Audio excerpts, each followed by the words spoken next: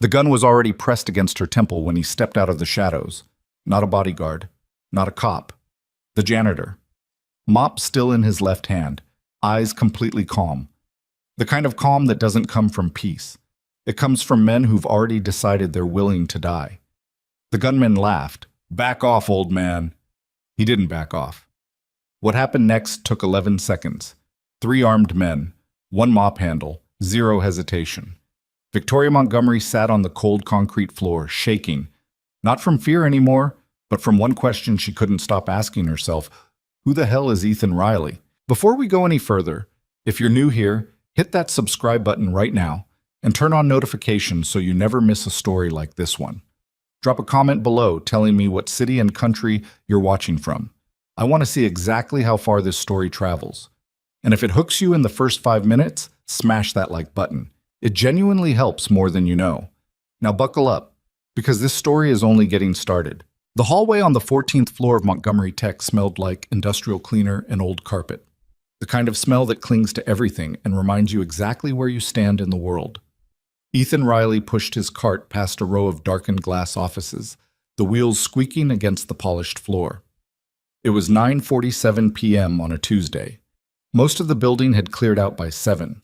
By 9, it was just him, the hum of the HVAC system, and the occasional ping of an elevator no one was riding.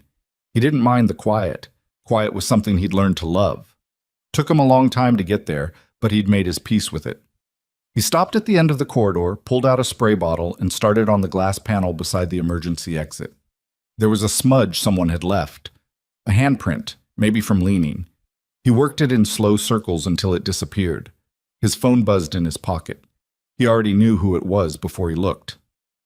"Daddy, I can't sleep." He smiled, small, private, the kind of smile he never showed at work, and typed back, "What's wrong, bug?" 3 dots. Then, "There's a spider on my ceiling, and Mrs. Patterson says she's too old to climb on chairs."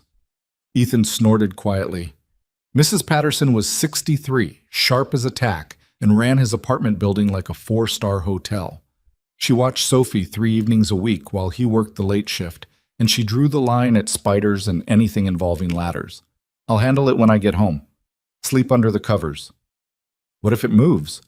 Spiders are more scared of you than you are of them." A pause. Then, "That's not true and you know it." He laughed, an actual laugh, short and warm.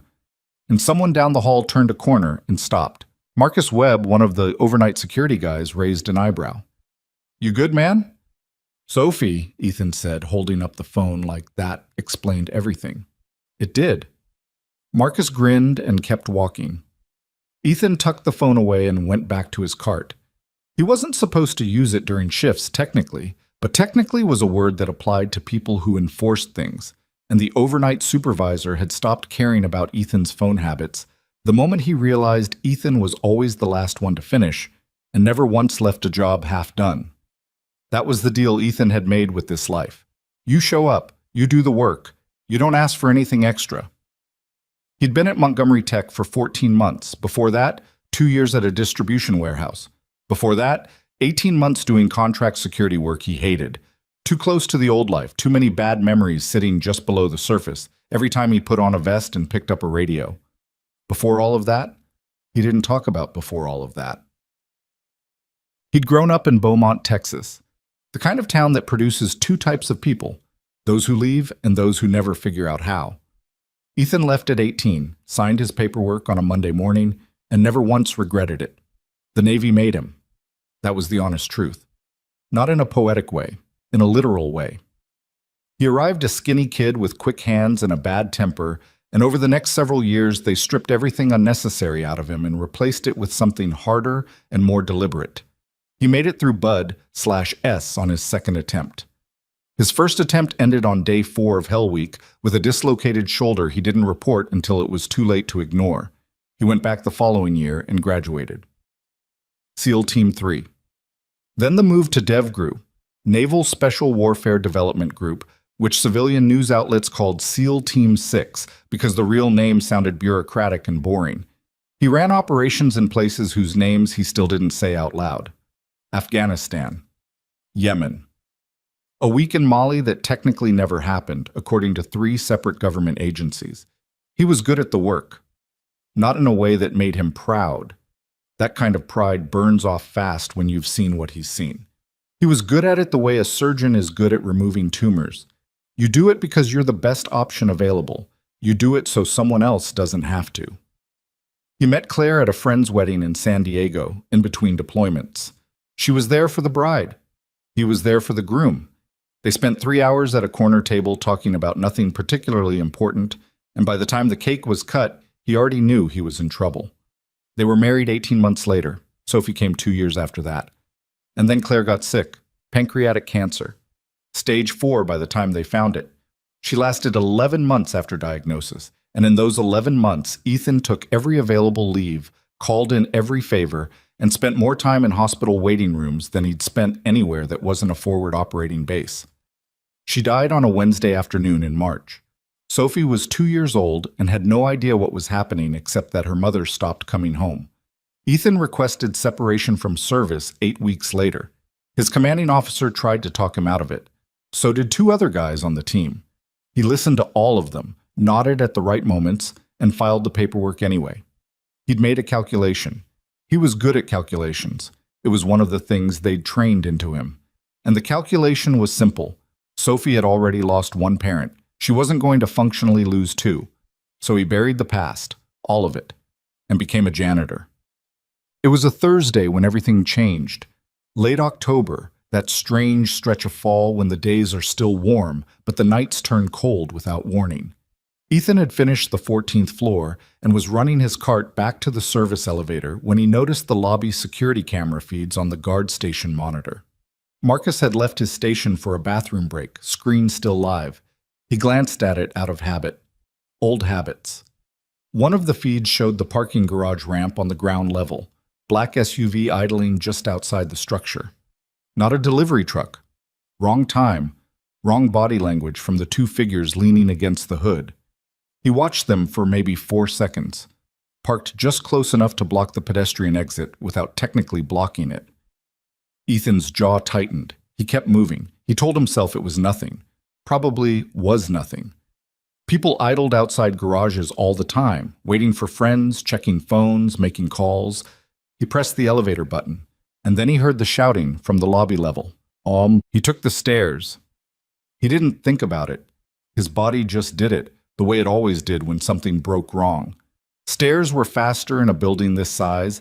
Stairs gave you sight lines. Stairs kept you from being a sitting target in a moving box.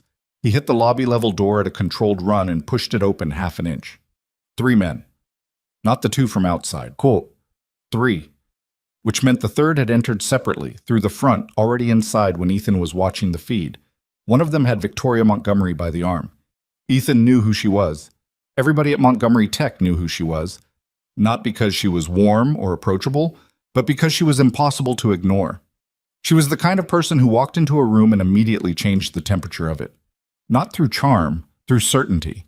She looked like someone who had decided somewhere in her mid-20s that she simply didn't have time to be uncertain about anything, ever. Right now she looked like someone who was furious and terrified in equal measure and refusing to show either. "Get your hands off me," she said, cold, clipped, like she was speaking to an employee who'd made a filing error. The man gripping her arm laughed. He was big.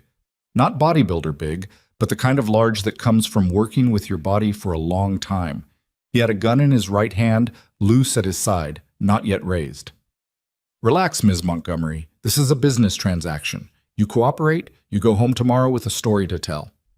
The other 2 were flanking the lobby exits. Ethan clocked them both in the same moment, one near the front revolving door, one by the side corridor toward the elevator bank. Standard configuration. Covered the obvious escape routes. They hadn't looked at the stairwell door. Old habits. Ethan let the door close quietly behind him. He had a mop handle. No radio. He'd left it on the cart. No weapon. Nothing that would matter to anyone who looked at the situation logically. But Ethan had stopped thinking logically approximately 30 seconds ago. What he was doing now was simpler than logic. He crossed the lobby in 8 steps, fast, low, diagonal, targeting the nearest flanker before the man had completed his turn. The mop handle connected with the inside of the man's right elbow first. Joint manipulation. The elbow isn't designed to flex that direction, and when it's forced to, the arm stops working before the brain fully registers what happened. The gun hit the marble floor and skidded. The man opened his mouth to shout. Ethan's left forearm caught him across the throat, not enough to crush, just enough to interrupt. He took the man down to the floor in a controlled fold and was already moving. The second flanker had his weapon up by the time Ethan reached him. He got one shot off, wide left. It sparked off the stone column near the reception desk. And then Ethan was inside his guard, and the gun was no longer pointing at anything useful. 11 seconds. That's how long it took. The first two were down. The third, the one holding Victoria, had finally processed what was happening. He shoved her aside and raised his weapon with both hands. "Don't move." His voice had lost its easy confidence. "Don't you move, I will shoot you." Ethan stood still. His breathing was even. His hands were at his sides. He looked, if you could believe it, completely unbothered. "Who are you?" the man demanded. "The janitor," Ethan said. For a half second, the man actually hesitated, like he wasn't sure if this was a joke or some kind of threat he didn't understand yet. That half second was all Ethan needed to calculate the angle, the distance, the likely muscle response. He dropped and moved left simultaneously. The shot hit the wall 4 feet above where his head had been. What happened next was too fast to describe in real time. Victoria, watching from the floor where she'd been shoved, would later tell the police she blinked and the man was already on the ground. Which wasn't entirely accurate, but wasn't far wrong. The third man went down hard, face first, both wrists secured behind him using the zip ties Ethan carried on his belt. Standard issue for equipment bags, completely mundane reason to have them. The lobby was quiet. Ethan stood up, rolled his left shoulder once. Something in it had caught wrong, probably a pulled muscle, possibly a partially separated something. He'd deal with it later. He walked to the reception desk and picked up the landline, dialed 911. "I'm at Montgomery Tech, 400 West Market Street. 3 suspects in the lobby, all incapacitated. 1 victim unharmed. Send police." He set the phone down. Victoria was still on the floor. Not because she couldn't get up, she clearly could, but because she was staring at him with an expression he'd never seen on her face before in 14 months of passing her in the hallway. She was trying to figure out what she'd just watched. "You're bleeding," she said finally. Her voice was still controlled, but thinner than usual. He looked at his forearm, the graze from the second man's gun, somewhere in the scramble. He hadn't felt it. He pressed the heel of his hand against it. "It's fine," he said. "That's..." She stopped. Started again. "That was not..." Another stop. Victoria Montgomery, CEO of a $200 million tech company, apparently ran out of sentences. He could see her reassembling herself. It was almost physical to watch. Her spine straightening, her chin coming up, her expression returning to something more manageable. "You're Ethan," she said. "Yes, ma'am. You clean my office. Tuesdays and Fridays." She looked at the 3 men on the floor, looked back at him. "What exactly," she said very carefully, "are you doing working as a janitor?" Ethan held pressure on his forearm and said nothing. Outside, the first sirens were starting. The police took 2 hours. Statements, documentation, the crime scene unit, a detective who asked the same questions 4 different ways to see if the answers changed. Ethan's didn't change. He answered what was asked, didn't volunteer what wasn't, and sat on a lobby bench with a first aid compress the paramedics had given him pressed against his forearm. Victoria sat across from him for the last 40 minutes of it, after her own statement was finished. She had a paper cup of coffee someone had produced from somewhere, and she kept turning it in her hands without drinking it. Once, she looked at him for a long moment. He met her eyes, and she looked away first. At midnight, a detective shook Ethan's hand and told him he was free to go. He collected his cart from the 14th floor, cleaned the equipment, clocked out at the service desk. He was in the parking lot, walking toward his truck, when he heard her. "Riley." He turned. Victoria was standing at the edge of the lot in a coat she'd gotten from somewhere, arms crossed, the cold coming off the October night. "This conversation isn't over," she said. "Okay," he said. "I mean it. I heard you, Miss Montgomery. She looked at him. That same look from the lobby floor, trying to figure out a problem she didn't have a category for yet. You're the worst janitor I've ever seen, she said. He almost smiled. My mop work is excellent. She didn't smile back, but something shifted, just slightly, around the corners of her eyes. Then she turned and walked back toward the building, and Ethan got in his truck and drove home. Sophie was asleep under 3 blankets when he checked on her, the suspected spider nowhere in sight. Mrs. Patterson had left the small lamp on in the hallway, the way she always did. He stood in the doorway of his daughter's room for a long time. He told himself for 4 years that the man he used to be was gone, retired, filed away somewhere he didn't have to look at. Tonight the man he used to be had come back for 11 seconds, and Ethan Riley wasn't sure yet what to do with that. He turned off the hallway lamp and went to find something in the kitchen for his arm. The police report listed Ethan Riley as a security contractor in the incident summary. Victoria had corrected that herself, standing over the detective's shoulder at 1 in the morning, pen in hand. He's a maintenance employee, she said. Custodial staff. The detective had looked at her, then at the 3 men currently being loaded into separate squad cars, then back at her. Ma'am? The man disarmed 3 armed individuals in under 15 seconds. 11. Ethan had said quietly from the bench, not looking up. The detective stared at him. Victoria stared at him. Ethan pressed the compress to his forearm and said nothing else. The report listed him as custodial staff, but Victoria Montgomery didn't sleep that night. She sat in her penthouse apartment 14 blocks from the office, still in the clothes she'd been grabbed in. She hadn't changed, hadn't showered, had just sat down on the couch when she got home and hadn't moved since. Her assistant had called twice. Her head of security, Daniel Reeves, had called 4 times, each message more panicked than the last. She hadn't answered any of them. She was thinking about 11 seconds. She was thinking about the way Ethan Riley had stood in that lobby after it was over, forearm bleeding, completely calm, and called 911 in the same tone of voice she used to order coffee.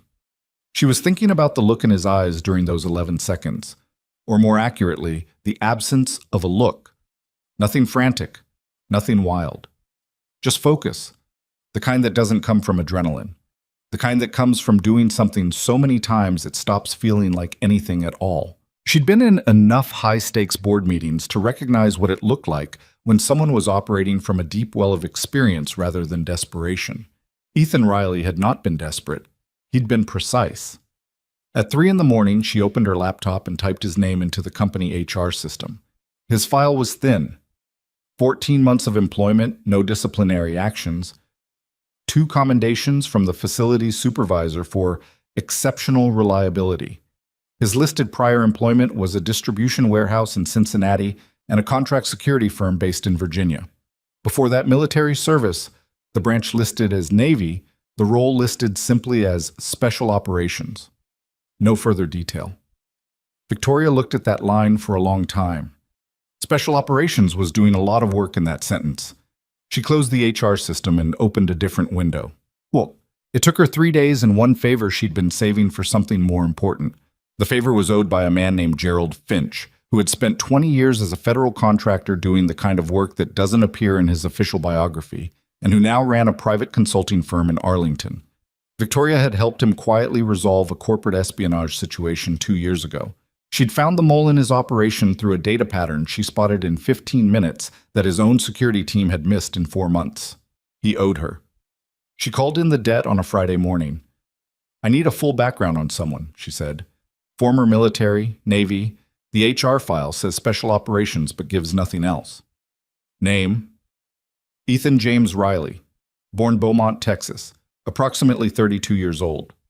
A pause on the line. How thorough? Whatever you can legally access. Another pause, shorter. Give me 48 hours. He called back in 36. Victoria was in her office when her phone buzzed. Not the desk line, her personal cell, which meant Finch. She picked up on the second ring. Your janitor, Finch said, and she could hear something in his voice she didn't expect from a man who'd spent 2 decades in that world. Something close to respect. He's not just Special Operations. What does that mean? It means the file that exists is the public-facing version, and even that version is, look, I'll send you what I can. Some of it I can't send. Some of it I won't send because it's sealed at a level that would give both of us headaches we don't need. He paused. DEVGRU, Victoria. Your man was DEVGRU. She didn't know military acronyms the way some people did, but she knew that one. Anyone who paid attention to international news in the last 15 years knew that one.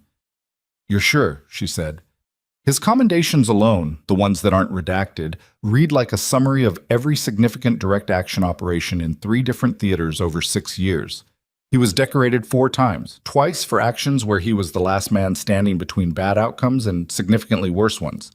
Finch's voice was carefully neutral. Whatever happened to put him in a janitorial uniform, it wasn't a failure of ability. After she hung up, Victoria sat very still for a while. She thought about the 14 months Ethan Riley had been working in this building. The time she'd passed him in the hallway and not made eye contact. Not deliberately, not unkindly, just the way you stop seeing people who are part of the background of your life. The way she'd handed her trash to him once when he was passing with the cart, without really looking at him. The way he'd taken it without a word. She felt something she didn't have a comfortable name for. She called Daniel Reeves into her office. Reeves was 51, ex-Secret Service, and had been running Victoria's personal security detail for 3 years.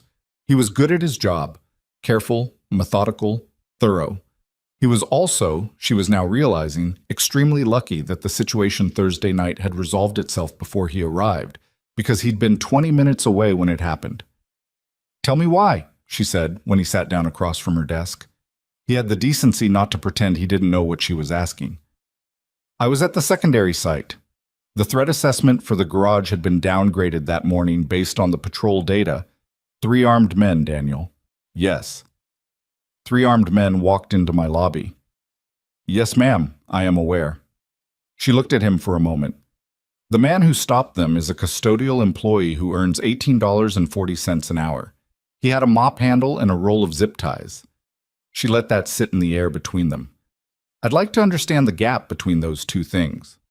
Reeves had nothing to say to that, which was the correct response. "I'm not firing you," she said, "but I am going to be making some changes to the security structure. I'll need your cooperation on that." "Of course," he said.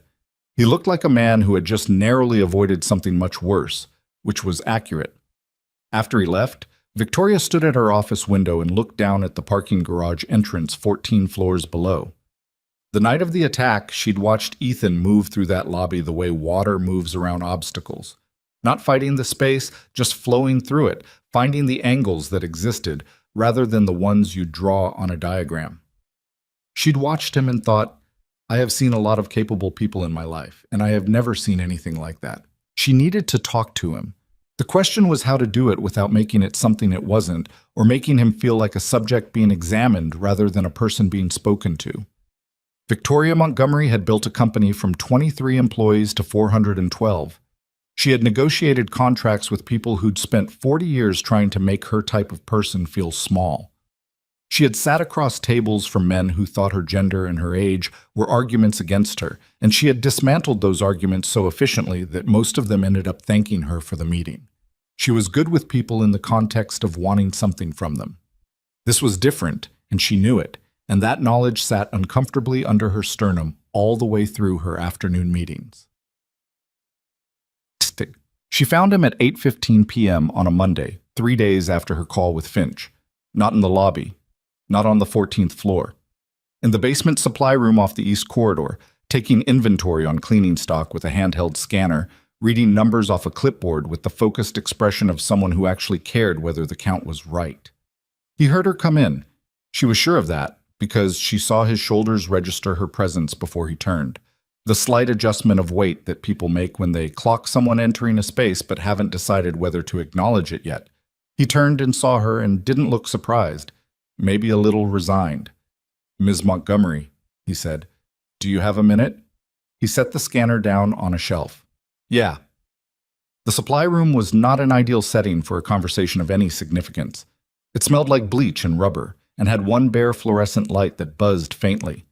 Victoria was wearing a $4,000 blazer and standing next to a wall of mop buckets. "I looked into your background," she said. She'd decided that leading with it directly was better than building up to it. She hated conversations that circled their real subject. Ethan's expression didn't change much. Something in his jaw tightened slightly. "Okay," he said. "DEVGRU," she said.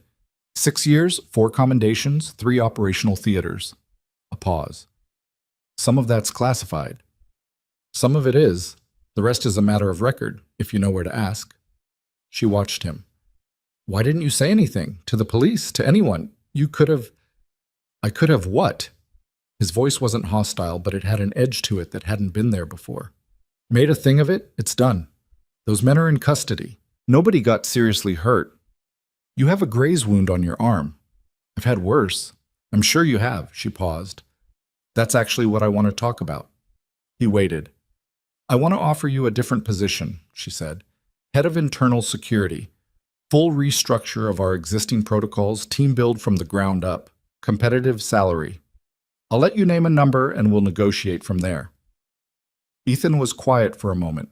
He picked up the scanner again, set it back down in the exact same spot. "No," he said. She hadn't expected that, or she'd expected resistance, but not one syllable delivered with that particular finality. "Can I ask why?" "Because I don't do that work anymore." "You did it Thursday." "Thursday was different." "How?" He looked at her directly for the first time since she'd walked in. His eyes were dark, steadier than anyone's had a right to be in a fluorescent-lit supply room being offered a job promotion. "Because Thursday you were standing in front of me and someone had a gun. That's not a career decision, that's just proximity." Victoria studied him. "You make it sound simple." It was simple. 3 armed men, Ethan. "Miss Montgomery." He said her name carefully, not unkindly. "I appreciate the offer. The answer is no." She should have left it there. She knew that strategically. Push too hard and you lose the ground you're standing on. But she'd spent 3 days thinking about this conversation, and she'd come down here with more than a job offer. "You have a daughter," she said. His whole body shifted. Not much. A degree, maybe 2, but she felt it. "Sophie," she said. 6 years old, Clearwater Elementary. She paused. "I'm not bringing her up as leverage. I want to be very clear about that. I'm bringing her up because I think she's the reason you said no. And I think if we're having an honest conversation, we should be having the whole one." A long silence stretched out between them. The fluorescent light buzzed. "You did a thorough job," he said finally. His voice was flat. "I'm thorough at most things." "She's why I left," he said. He wasn't looking at Victoria anymore, looking somewhere past her, at the shelf of cleaning supplies or nothing in particular. Her mother died. Sophie was 2. And I was good at the job. I was very good at the job, but the job requires you to be somewhere else, and somewhere else is the one place I couldn't be anymore. He stopped. So I came home, such as it is. A supply room in Cincinnati. Before that, yeah. And now this. And now this. Something flickered across his face.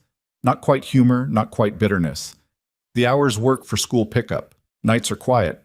Sophie's in bed by the time I get home most evenings. He paused. It's not glamorous. I know what it looks like. I don't care what it looks like, Victoria said. I care that you're wasting something. With respect, he said. That's your perspective. It is, she agreed. And I'm allowed to have it. She picked up her own version of a pause, the kind she used in negotiations when she wanted the other person to feel the weight of what wasn't being said. I'm not going to push the job offer tonight, but I'm not withdrawing it either. She met his eyes. Think about it. He didn't say he would. He also didn't say he wouldn't. He picked up the clipboard again, and Victoria took that as her signal. She was at the door when he spoke. The men Thursday night, he said. You know they weren't random. She turned. What do you mean? The third one. The one holding you. The way he talked about it. Business transaction. The fact that they had your schedule, knew which exit you'd use, had a vehicle positioned. He wasn't looking at her with anything but directness. Somebody planned that. Somebody who knows your operation. Victoria was quiet. You've already thought about this, he said. It wasn't a question. Yes, she said. And? And I have people working on it. Ethan nodded slowly. Okay. He looked back at the clipboard. Good night, Miss Montgomery. She walked back to the elevator. She pressed the button and waited and thought about the way he'd said somebody who knows your operation. Not as a threat, not as a warning designed to frighten her into taking the job offer. Just as a fact. As information he'd assessed and was passing along because it was relevant. The elevator came. She stepped in. She was halfway back to her floor before she realized she'd been holding her breath since she left the supply room. The investigation the police were running was slow, in the way that large institutional investigations always are, organized, documented, thorough, and moving at approximately one-third the speed that the situation warranted. Victoria had her own legal team supplementing it, and Gerald Finch's firm doing quiet parallel work. And by the end of the following week, they had a name. Marcus Hale, former VP of Strategic Development at Montgomery Tech, terminated 18 months ago after Victoria discovered he'd been funneling proprietary data to a competing firm. She'd handled his exit cleanly. No public scandal, no lawsuit, a settlement that required his silence. She'd thought that was the end of it. She'd underestimated how much a man like Marcus Hale could hold a grudge. When the detective called with the information, Victoria was sitting in her office at 7 in the evening, the city going orange outside her window. She listened. She asked 3 specific questions. She thanked him and hung up. Then she sat there for a moment with the phone in her hand, thinking about what Ethan had said in the supply room. Somebody who knows your operation. He'd known.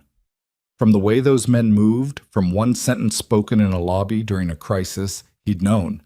He'd filed it, assessed it, and handed her the answer to a question her security team and her lawyers and Gerald Finch's entire consulting firm had taken a week to confirm. She looked at his employee file, which she'd pulled up on her second monitor 3 days ago and hadn't closed. 14 months. $18.40 an hour. 2 commendations for exceptional reliability. She thought about the word she'd used in the supply room, wasting. She thought about how he hadn't argued with it. She picked up her phone and sent a text to her assistant. Ethan Riley, custodial staff. Can you get me his schedule for this week? The response came back in 4 minutes. He's on tomorrow night, 6 p.m. shift, 14th floor East Wing. Victoria set her phone down. She looked out at the city. She was not a person who revisited decisions. She made them. She committed. She moved forward. Second-guessing was a luxury she'd decided in her early 20s she couldn't afford and had never gone back on.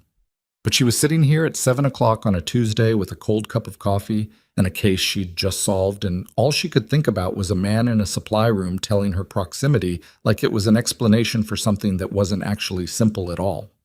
She didn't know what she was doing with that feeling. That in itself was unusual enough to pay attention to. The city turned dark outside her window. Victoria Montgomery stayed at her desk longer than she needed to, which was something she almost never did, and she was very deliberately not thinking about why. She went to the 14th floor the next evening at 6:40 p.m. She told herself it was about the security restructure. She'd been telling herself that for most of the day, with the particular stubbornness of someone who knows they're not being entirely honest, but hasn't yet decided to examine it too closely. Ethan was in the East Wing corridor, changing a burnt-out fluorescent tube in one of the ceiling fixtures. He had a stepladder set up at an angle that cleared the hallway for foot traffic. There was no foot traffic at this hour, but he'd positioned it that way anyway, out of habit or principle or both. He heard her coming and looked down without expression. "Miss Montgomery?" "We have a name," she said. "The man behind Thursday night. Former employee. Marcus Hale. Terminated 18 months ago for data theft. The police have enough to move forward." Ethan climbed down the ladder carefully. His left shoulder was still bothering him. She could see it in the way he favored it without acknowledging it, and stood at the bottom with the dead fluorescent tube in one hand. "Marcus Hale," he repeated. "VP level?" "Former VP of Strategic Development." He nodded once, like that confirmed something he'd already calculated. He would have known your schedule. Building access patterns. Which exits you typically use at what time? "Yes." and he'd have had enough money from the settlement to hire professionals. He paused. They weren't cheap guys, the one who had you. He'd done that specific thing before. The way he positioned himself relative to the exits, the way he talked, that was rehearsed. Victoria absorbed that. The detective said much the same thing. Good detective. He mentioned you, actually. She watched Ethan's face. Asked me again what your background was, officially. What did you tell him? That you were custodial staff with excellent reflexes. A beat. He didn't believe me. Something crossed Ethan's face that might, in different lighting, have qualified as amusement. He turned and carried the dead tube to his cart, dropped it in the disposal bin, and started breaking down the ladder. You came all the way up here to tell me about Hale, he said. It wasn't quite a question. I also wanted to check on your arm, she said. He stopped folding the ladder, looked at her. It's fine, he said. You said that the night it happened. Because it was true then, and it's true now. You're favoring your left shoulder. Old injury has nothing to do with Thursday. He finished folding the ladder and hung it on the side of the cart with a practiced hook. I'm fine, Ms. Montgomery. Victoria stood in the hallway and thought about her next sentence for longer than she usually thought about anything. I know you turned down the position, she said finally, and I said I wouldn't push it. I'm not pushing it. She paused. But I'd like to have a conversation that isn't conducted in a supply room or at a crime scene if that's possible. As two people. Not as whatever we are at this particular moment. Ethan looked at her for a beat. Then he looked at the cart. Then back at her. I finish at 10, he said. I know, your assistant told me. My supervisor, he corrected. I don't have an assistant. Right. She felt something she didn't feel often. The slight heat of a social miscalculation. Of course. He considered her for another moment. There's a diner 2 blocks east, Marcy's, open until 2. The coffee is bad, but the pie is good. If you're the kind of person who eats pie. I eat pie, Victoria said. He nodded. 10:15 then. He picked up the cart handle and started moving it down the corridor.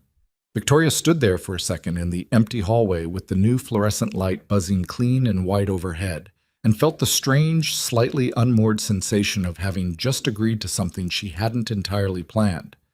She took the elevator back to her office and tried to concentrate on the quarterly projections for the next 2 hours. She managed it for about 40 minutes before she gave up and stared at the city instead. Marcy's Diner was the kind of place that existed in a pocket of every American city that hadn't been renovated in 30 years and didn't intend to start. Vinyl booths in a faded burgundy, a pie case lit from below that made everything inside look more important than it was, a ceiling fan that rotated at a speed suggesting it was managing effort rather than enthusiasm. The woman behind the counter, Marcy herself, Victoria assumed, though she'd never confirmed this, looked at Victoria's blazer when she walked in with the frank assessment of someone who has seen a lot of people walk through a lot of doors and has organized them into reliable categories. Victoria sat in the booth farthest from the door and ordered coffee before Ethan arrived, because she needed something to do with her hands. He came in at 10:18, still in his work clothes, navy cargo pants, a gray long-sleeve shirt that had a small bleach spot near the left cuff he'd clearly stopped noticing. He sat down across from her and ordered coffee from the woman who appeared without him having to ask, which meant he was a regular. You come here often? Victoria asked, and then immediately registered how that sounded. Most nights I work late, he said, without making anything of it. Sophie's with Mrs. Patterson. I have time to kill between end of shift and when the neighborhood quiets down. I don't like going home to an empty apartment before midnight if I can help it. That last part landed differently than she expected. Not as a complaint, just as a fact he'd stated without self-pity, which somehow made it heavier than self-pity would have. How long has it been? She asked. Since Claire. He looked at her steadily. You read the file Finch sent you? Yes. Then you know, 4 years in March. I'm sorry. Thank you. He said it the way people say it when they've said it enough times that it's become its own kind of reflex. Not cold, not dismissive, just worn smooth from use. The coffee arrived. It was, as promised, bad. Victoria drank it anyway. Can I ask you something? She said. You're going to regardless. Probably. She looked at him over the rim of the mug. Do you miss it? The work? A pause. Some of it. Which parts? He thought about this with more genuine consideration than she'd expected. The clarity, he said finally. When you're in an operation, everything else stops mattering. There's the mission, and there's the people beside you, and there's the objective. That's the whole world. Everything outside that is noise. He wrapped his hands around the mug. Civilian life is mostly noise. And the parts you don't miss? He was quiet for a moment.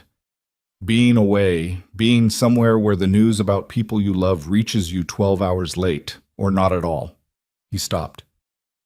Claire called me once, when I was in country. I can't say where. She was in the hospital for what turned out to be nothing, a scare, but I didn't find out until I was on a transport 3 days later. She hadn't wanted to worry me. He looked at the table. After that, I kept thinking, what if it had been something? What if I'd landed and everything was different and I'd spent those 3 days not knowing? The diner was quiet around them. A couple at the counter. A guy in a trucker hat nursing pie alone. She got sick anyway, Victoria said, gently.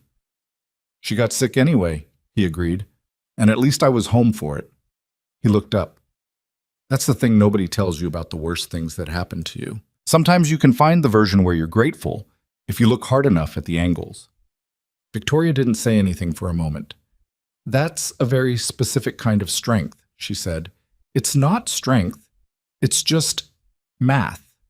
You figure out what the alternatives would have been, and you pick the version you can live with. Most people can't do that math. Most people don't have as much practice with bad outcomes. He said it without inflection, then seemed to hear how it landed and added, That's not a complaint, just context. Victoria turned her mug in her hands. My father died when I was 11, she said. She hadn't planned to say it. It came out the way things do sometimes when the context makes silence feel dishonest. Heart attack. He was 44. He was the one who... She paused, recalibrated. He was the one who thought I was worth something when I was a kid. My mother is a fine person, practical. She kept us fed and housed and enrolled in the right schools. She just didn't have a lot of room for things that weren't practical. Ethan was listening, not performing attention, actually listening the way she'd noticed he did everything, with a complete focus that made her feel slightly exposed. I built the company because I had to prove something, she said. I know that about myself. I'm not embarrassed by it. But somewhere between 23 and 30, I forgot to build anything else, and now I have a very successful company and an apartment that I pay too much for, and I'm sitting in a diner at 10 at night drinking bad coffee because I had nothing else I needed to do. You're here because of me, he said. I'm here because I wanted to be here, she said. Don't give yourself too much credit. The corner of his mouth moved, just barely. Fair enough? They stayed for another hour.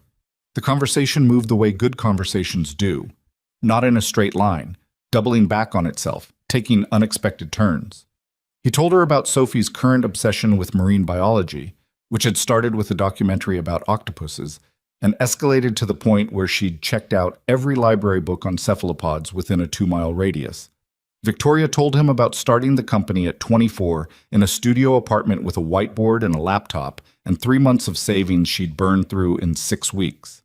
He told her about Hell Week, not the combat stories, the strange ones, the almost funny ones, the moments of absurdist misery that become, in retrospect, the ones you tell.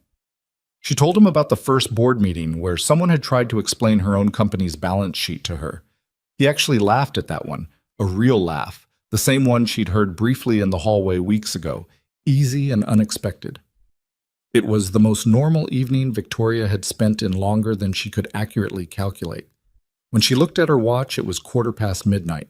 She felt a small, distinct pang of something when she registered the time, the specific disappointment of a moment you've been inside without realizing it, now ending. I should let you get home, she said. He nodded and signaled for the check. They argued briefly about it. She won, because she got her card to the counter woman before he had his wallet out, and he accepted the loss with the graceful annoyance of someone who knows when a battle isn't worth fighting. Outside, the October night had turned properly cold. They stood on the sidewalk in the amber wash of the diner's sign. "Thank you," she said, "for tonight, and for before. Thursday." "You thanked me already." "I'm thanking you again." He looked at her for a moment, hands in his jacket pockets. "You should have someone look at your garage security. The pedestrian exit on the south side has a blind spot the size of a truck. Has for a while. I'll have Daniel address it. Tell him to actually walk the perimeter, not look at the camera feeds. Walk it." "I'll tell him." A cab went past. The city made its nighttime sounds around them. Distant, textured, the specific low roar of a large place running at reduced speed. "Good night, Ms. Montgomery," he said. "Victoria," she said. He looked at her. "If we're going to have bad coffee and discuss trauma at midnight," she said, "you should probably use my first name." Something passed through his eyes. Not quite amusement, not quite something else. "Good night, Victoria," he said. She took a cab back to her apartment. She sat in the back seat and looked at the city going past and felt something she hadn't felt in a long time, which was the particular warmth of having been seen by someone who wasn't looking for anything from her. She fell asleep before 1 o'clock for the first time in years, without having to read herself into unconsciousness first. 3 weeks later, on a Saturday afternoon, she called him. She'd been thinking about Sophie's science project. She'd heard about it from Ethan the second time they'd had coffee at Marcy's, which had happened without either of them exactly planning it, the following Tuesday, and then the Tuesday after that. Sophie had a project due Monday on water filtration systems, and the model she'd been building had collapsed twice, and she'd cried both times and then refused to cry about it a third time, which Ethan described with a mixture of exasperation and transparent pride that Victoria found quietly devastating. "I know how to build a working filtration model," Victoria said when he picked up.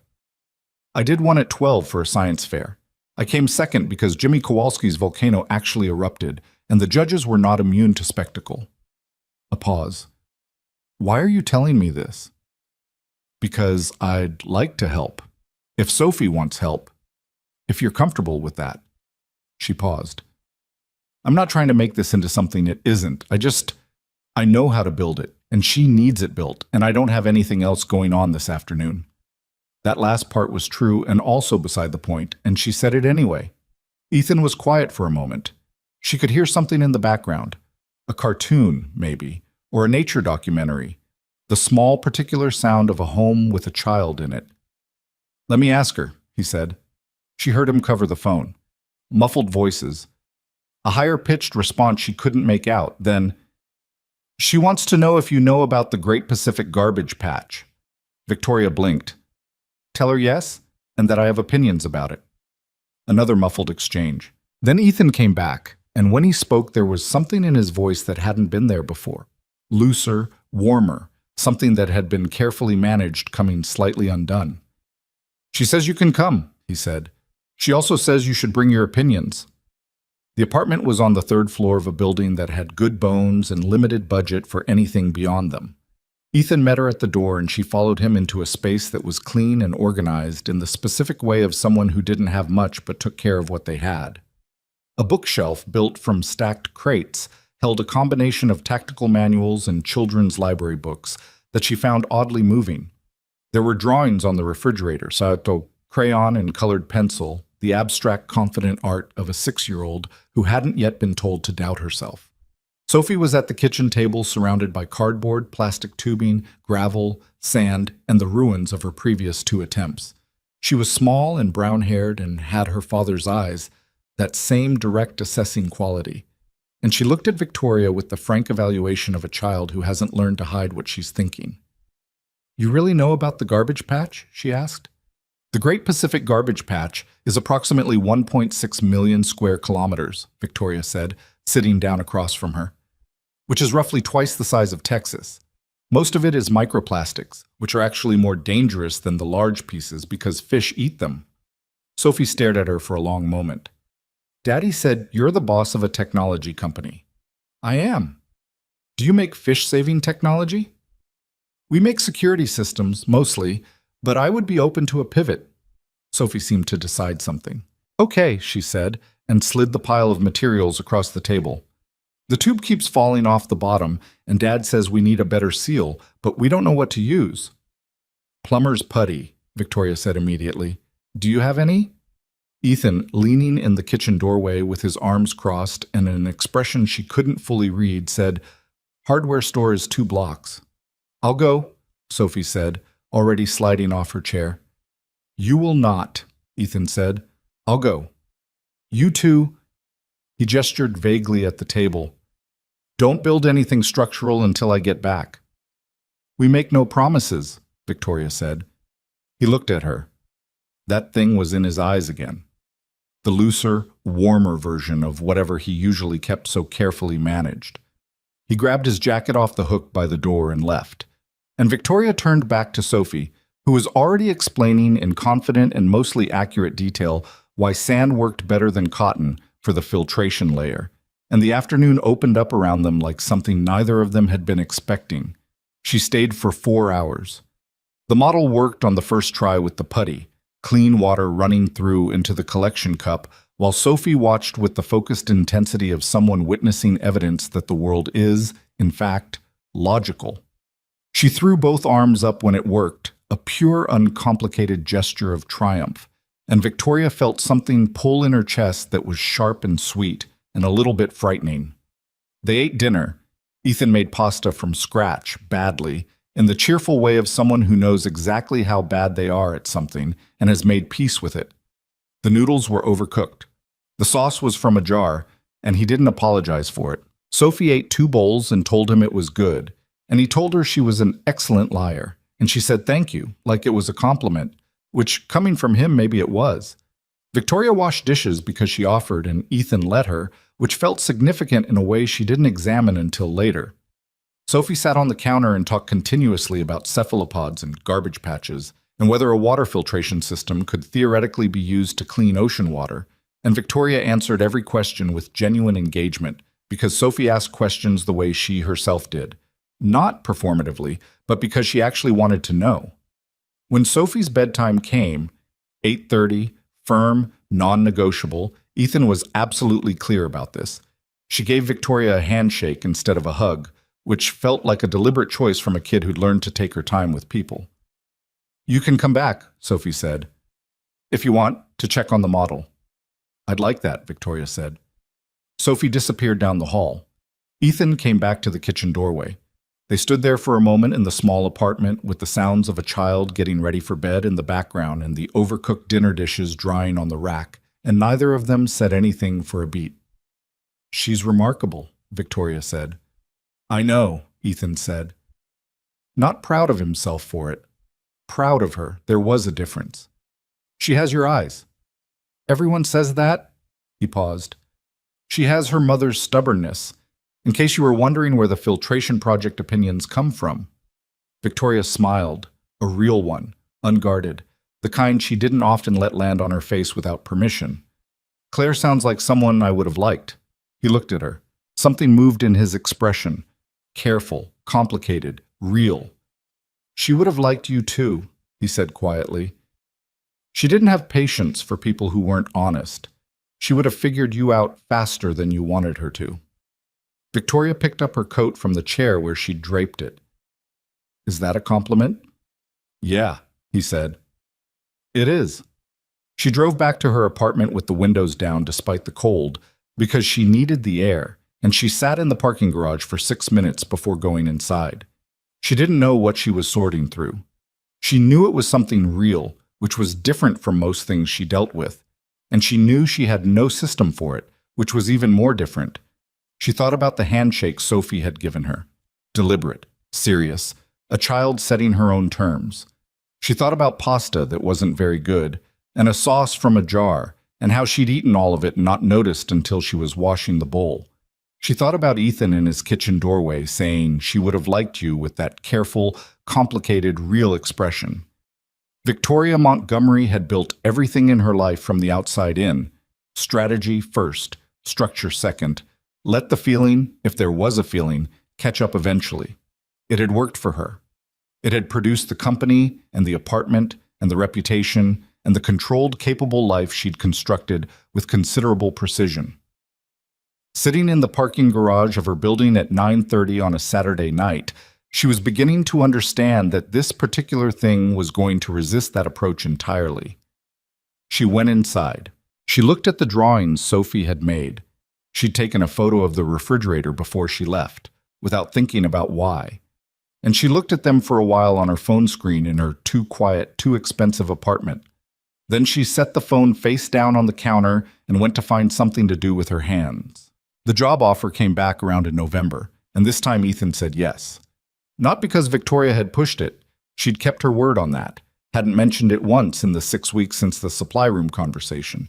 It came back around because Ethan brought it up himself. On a Tuesday night at Marcy's, halfway through a piece of apple pie he wasn't really eating. "The position," he said. "Is it still open?" Victoria looked up from her coffee. She'd learned to read him well enough by then to know that he'd been working toward saying this for most of the evening. She'd noticed it in the way he'd been slightly quieter than usual, the way his attention kept going somewhere internal and then coming back. "Yes," she said. "It's still open. I want conditions." "Name them." He set his fork down. "Sophie's school hours are fixed. I do pick up at 3:15 every day. That isn't an active emergency situation. If I can't go, I need to know by noon so I can arrange coverage. And I arrange it, not you." He paused. "I don't wear a suit. I don't do press. If you're putting me in front of cameras or at a podium, I'm out. Anything else?" "I restructure the team my way. I don't inherit Daniel Reeves as my superior. He can stay on in a different capacity if he's willing to adjust, but I'm not working underneath someone I've already identified problems with." Daniel's going to hate that.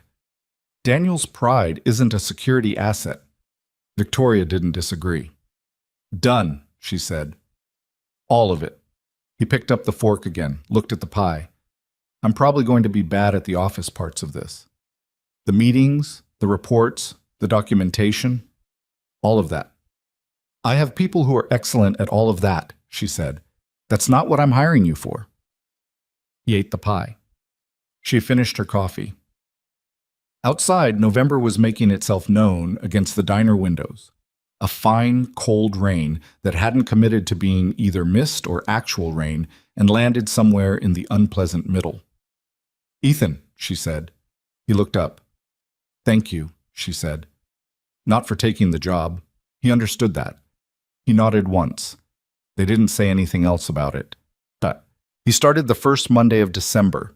The first week was mostly assessment, Ethan walking the building in a way that looked casual to anyone watching and was completely systematic to anyone who knew what they were looking at. He mapped every entry point, every camera angle, every gap in coverage. He sat through one meeting with the existing security team and asked 7 questions, 5 of which nobody could answer, one of which revealed a monitoring gap in the server room that had existed for 3 years without anyone flagging it. Daniel Reeves adjusted to the new structure with the stiff grace of a man who had made a professional calculation and was honoring it without enthusiasm. He was competent. Victoria had always known that. He was just competent in a way that had never been tested by anything as specific and serious as what was now sitting across from him in team briefings. By the end of the first month, Ethan had quietly replaced 2 members of the overnight rotation, added 3 new camera positions, renegotiated the contract with their third-party monitoring service, and written a 40-page security protocol document that Victoria read on a Sunday afternoon with the focused attention she usually reserved for acquisition proposals.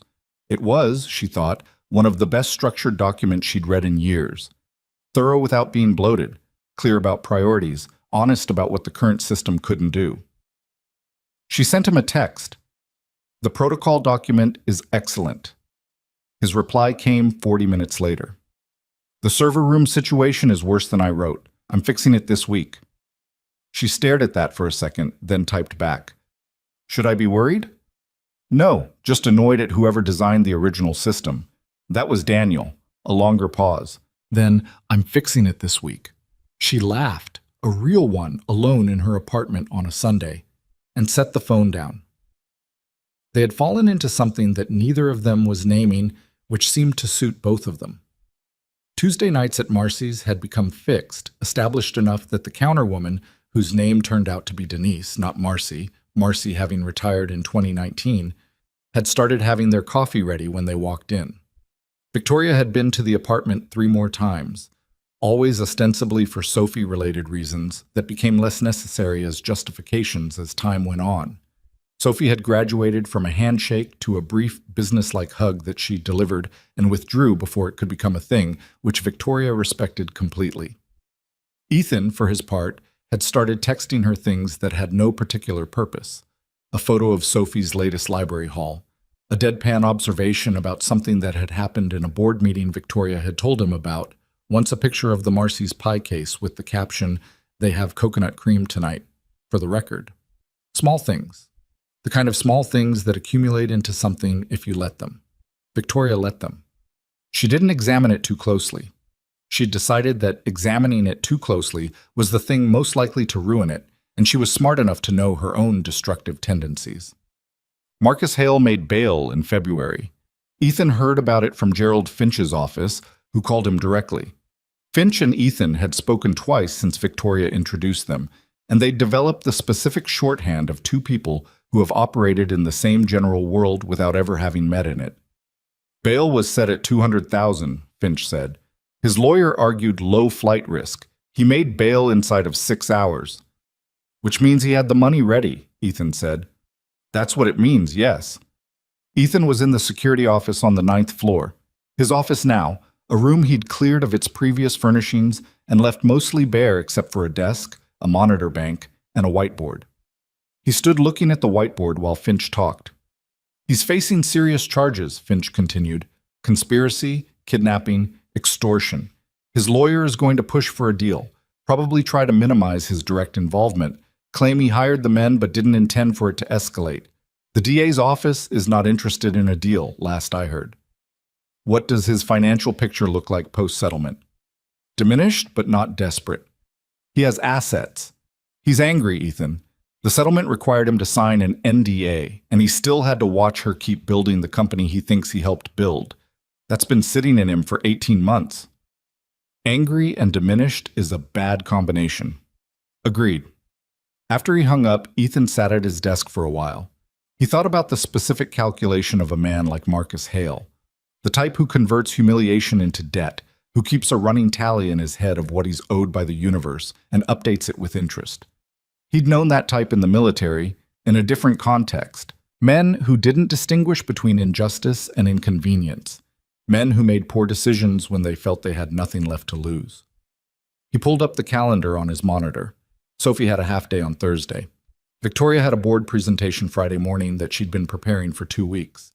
Mrs. Patterson had a doctor's appointment Wednesday afternoon that meant Sophie went to the after-school program until 5. Routine. Visible routine if someone was watching it. He picked up his phone.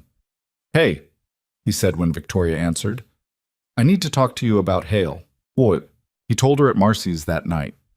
Not to soften it, because it was Tuesday, and they were already going, and because Denise had the coconut cream pie again, and Sophie had texted him twice asking if he would bring a slice home, a request he was honoring regardless of how the rest of the evening went. Victoria listened without interrupting. She had a quality he'd noticed over these months. She gave her full attention when someone was talking, the actual thing rather than the performed version of it. She didn't check her phone. She didn't nod in the places where nodding was socially expected. She just listened.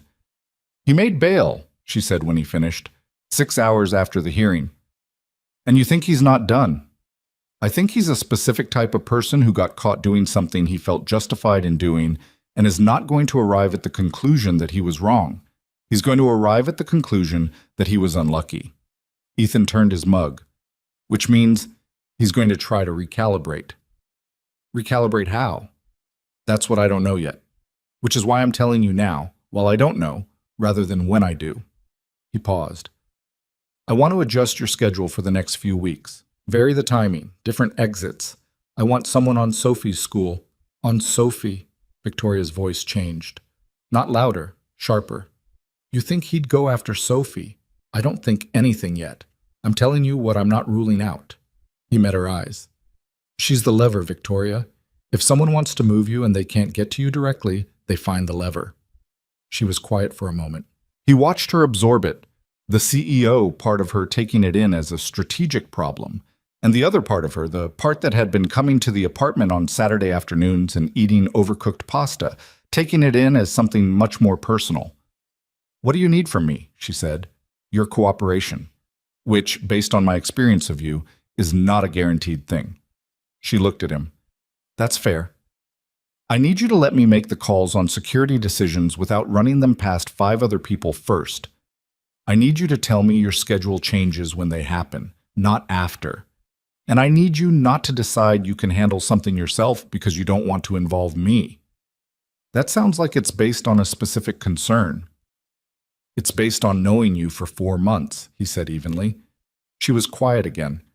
Outside, February had the city locked in a gray cold that looked like it intended to stay. The diner windows were fogged at the edges.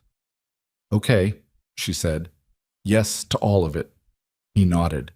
They sat with it for a moment. "She'll be fine," he said, quieter. "You don't know that." "No," he admitted. "But I'll make sure of it." Something moved across her face that she didn't quite suppress in time. Relief and fear and something else all at once. She looked down at her coffee.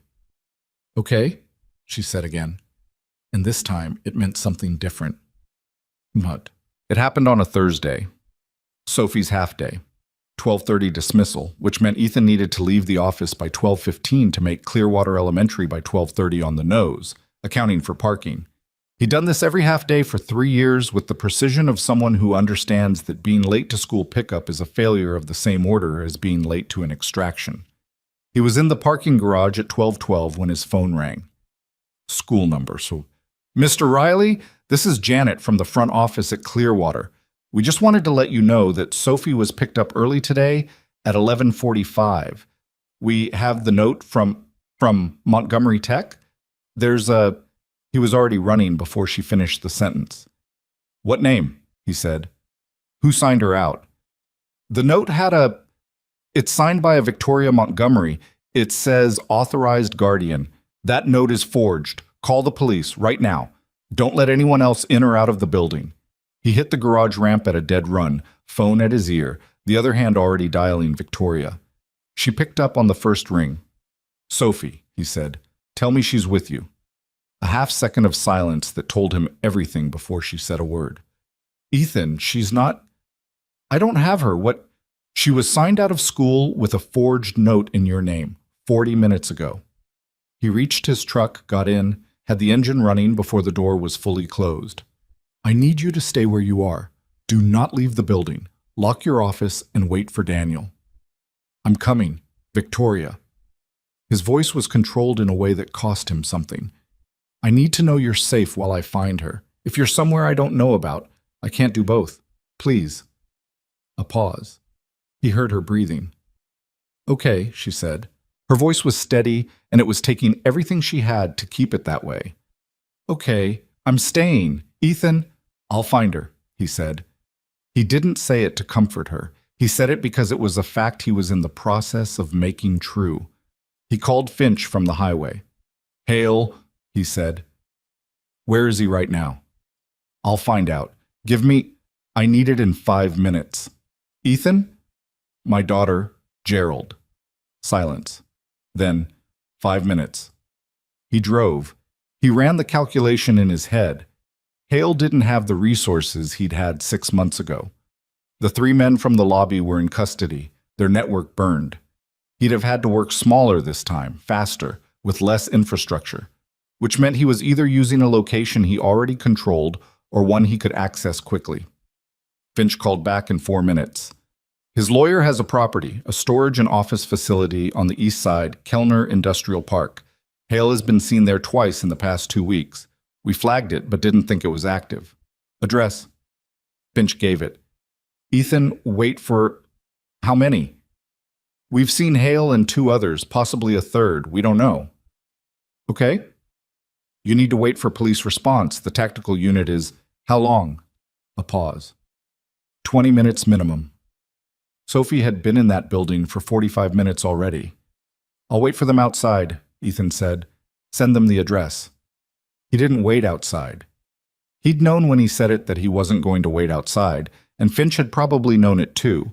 And neither of them addressed that directly because there are things you don't say out loud when you're moving toward a situation. The Kellner facility was a squat industrial building off a service road, the kind of place that processed freight on weekdays and sat empty on half-days in February. Ethan parked 2 blocks east and went in on foot, moving along the perimeter fence line where the sight lines from the building's windows were worst. He'd called Daniel Reeves from the truck and told him to watch Victoria. He'd called Mrs. Patterson and left her a message she wouldn't understand until later. He'd called no one else because there was no one else to call, and he'd stopped feeling the weight of that particular truth about his life somewhere around the 3rd mile of the run-in.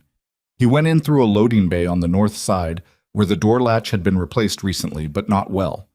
He could see the scratch marks, the new hardware sitting slightly proud of the frame. Someone had needed quick access and taken the easiest route. He filed that under careless, which meant they were confident, which meant they hadn't expected anyone to come here. That was useful. He moved through the building the way he'd moved through 100 other buildings in 100 other contexts, low, measured, tracking sound. He heard voices before he saw anything. 2 men in a corridor off the main warehouse floor, not alert, talking about something with the loose cadence of people who were waiting and not particularly worried about what they were waiting for. He gave himself 4 seconds to observe before he moved. The first one went down before he'd finished his sentence.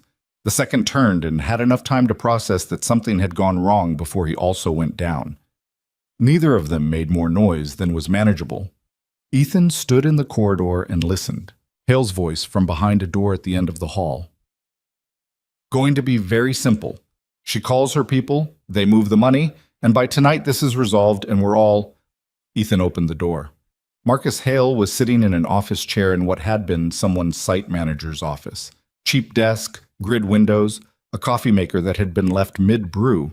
He was 61, heavy-set, and the expensive but rumpled look of a man who used to have someone else manage his appearance. He had a phone in one hand and the expression of a man who had just been interrupted mid-sentence. Sophie was in the corner. She was sitting on the floor with her back against the wall and her knees pulled up, her school backpack still on. She was not crying. Her face was pale and tight, and she had the expression of someone who had decided she was not going to give anyone the satisfaction of seeing her scared. She had her father's eyes. When she saw Ethan in the doorway, she didn't move immediately, just locked onto him and held very still, the way he'd told her to act in an emergency once, years ago, in a conversation he'd kept simple and non-frightening, and she had apparently stored with perfect accuracy. "Daddy," she said, completely even. "Hey, Bug," he said. "Don't move yet." Hale stood up. He was trying to arrange his face into something commanding, and it wasn't quite working. "How did you—" "Sit down, Mr. Hale." "You don't have any authority to—" "Sit down," Ethan said again, in the voice that wasn't louder, but was different in a way that made people comply before they'd decided to. "The police are 4 minutes out. You're going to sit in that chair, and you're going to wait for them. And that is the only option available to you right now." Hale looked at him, looked at the door, did the math. He sat down. Ethan crossed the room to Sophie and crouched in front of her. She looked at him with that steady, pale expression for one moment, and then something in it broke, just slightly, at the edges. Not a collapse, just the very small fracture that appears when the thing you've been holding yourself against finally shows up. "I wasn't scared," she said. "I know," he said. "I was a little scared." "That's okay," he said. "Being a little scared is fine." He put his arms around her and she let him hold her, still with her backpack on. Both of them crouched on the floor of a site manager's office in a building that smelled like machine oil and old coffee. She didn't cry. She held on to him very tightly for about 30 seconds and then loosened her grip, which was how he knew she was going to be okay. The police arrived in 3 minutes and 40 seconds. The parking lot of the Kellner facility at 2 in the afternoon was suddenly very full. Squad cars, 2 unmarked detective vehicles, an ambulance that wasn't needed. Ethan sat on the back step of the ambulance with Sophie while a paramedic checked her over, not because she'd been hurt, but because it was protocol, and he was not in a position to argue with protocol right now. Victoria arrived 14 minutes after the police. He'd told her to stay. He'd known when he said it that she wasn't going to stay. And he hadn't wasted either of their time by arguing about it past the initial instruction. He heard her before he saw her. Her voice carrying across the parking lot with the sharp edge of someone who has been controlled for as long as they could manage and has now run out. "Where is she?" "Ethan." Sophie looked up from the ambulance step at the sound of her name in Victoria's voice. Victoria came around the ambulance and stopped. She looked at Sophie, the backpack still on, the pale face, the absolute determination not to look like anything had happened to her. And Victoria, who had negotiated with hostile boards and outmaneuvered people twice her age, and stood in a lobby with a gun near her head and not shown fear, made a sound that wasn't quite anything and crossed the distance and gathered Sophie into a hug that Sophie, after exactly 1 second of surprise, returned with both arms. Ethan watched this from 2 feet away. He was not a man who cried. He hadn't cried at Claire's funeral, to his own private shame. He'd been so locked into holding everything together for Sophie that he hadn't accessed the grief properly until months later, alone, in the truck in a parking lot somewhere at midnight. So, he had the specific emotional architecture of someone who processes things slowly and in private. He was not going to cry in a parking lot in front of 2 police departments. He looked at the sky instead, which was the flat February gray it had been all day, and he breathed. Sophie eventually pulled back and looked at Victoria's face. "You were scared," she said. "Very," Victoria said.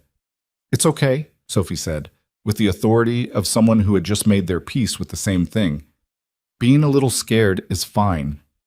Victoria looked at Ethan over Sophie's head. He met her eyes. There were things in that look that they hadn't said yet, that they'd been building toward for 4 months of Tuesday nights and Saturday afternoons and texts about pie and overcooked pasta. Things he'd known were there and she'd known were there, and both of them had been careful about in different ways for different reasons. This was not the moment to say any of them. There was a detective waiting to take a statement, and Sophie needed to get somewhere warm, and there was still a significant amount of documentation ahead of both of them before this day was finished. But the look lasted long enough that he knew the conversation was coming. Victoria straightened up and took Sophie's hand, and Sophie led her, and the 3 of them walked across the parking lot toward the nearest detective with the particular configuration of people who have arrived somewhere new without having taken a single deliberate step in that direction. Hale was going back to custody with additional charges that his lawyer was going to have significant difficulty minimizing. The case against him was now airtight in a way it hadn't been before he'd made this particular decision, which was the specific justice of men who confuse boldness with intelligence. Ethan gave his statement with Sophie sitting beside him, eating a granola bar someone had produced, still wearing her backpack, occasionally correcting details of his account with the focused precision of a 6-year-old who had decided that accuracy mattered. "He had 3 people," she said. "Not 2. There was one by the door the whole time." The detective looked at her, looked at Ethan. "She's right," Ethan said. "I took care of the 3rd one in the loading bay on the north side." The detective wrote it down. Sophie ate her granola bar and did not appear particularly traumatized, which Ethan knew didn't mean she wasn't, and would need to be watched carefully over the coming weeks, but which also meant she was her mother's daughter in the most essential way. The stubbornness that looked like strength, and eventually became it through sheer repetition. He put his arm around her and she leaned into him without breaking her conversation with the detective, explaining the layout of the site manager's office with the brisk confidence of someone who had observed and retained every detail. He held on to her and looked at Victoria, who was standing 6 feet away, answering her own set of questions, and who looked up at exactly that moment and held his gaze for 3 full seconds before looking back at the detective. 3 seconds was enough. He knew what was coming. He'd known for a while, if he was honest with himself, which he was trying to be. He'd spent 4 years making himself small enough to fit inside a life that was safe and steady, and asked nothing of the parts of him he'd decided to retire. And then a black SUV had parked outside a garage, and 11 seconds had happened, and he'd been slowly, involuntarily, becoming someone larger than that ever since. He wasn't sure he was ready for it. He also wasn't sure that readiness was the right standard anymore. Sophie finished her granola bar and looked up at him. "Can we go home now?" Almost, he said. Few more minutes. She sighed with the complete theatrical exhaustion of a child who has been kidnapped and debriefed and has now reached her administrative limit. Fine, she said, but I want pasta. I'll make pasta. Victoria's pasta, she said. Yours is mushy. Victoria, 6 feet away, caught this and pressed her lips together to manage something that wasn't entirely a smile. Yeah, okay, Ethan said. We'll figure out the pasta. Victoria made the pasta. It wasn't significantly better than Ethan's, as it turned out. She'd oversold her abilities somewhere in the implication, and the noodles came out slightly uneven because Sophie had insisted on helping roll the dough, and 6-year-olds have their own relationship with uniformity. But Sophie ate 2 bowls again and declared it perfect, which was either loyalty or the specific hunger of a child who'd had a very long Thursday and needed carbohydrates more than she needed culinary accuracy. They ate at the small kitchen table in Ethan's apartment, the 3 of them, with the February dark pressed against the windows and the overhead light doing its best. Nobody talked about what had happened at the Kellner facility, not directly. There would be time for that, the careful, age-appropriate version of it that Ethan had already started mapping in his head.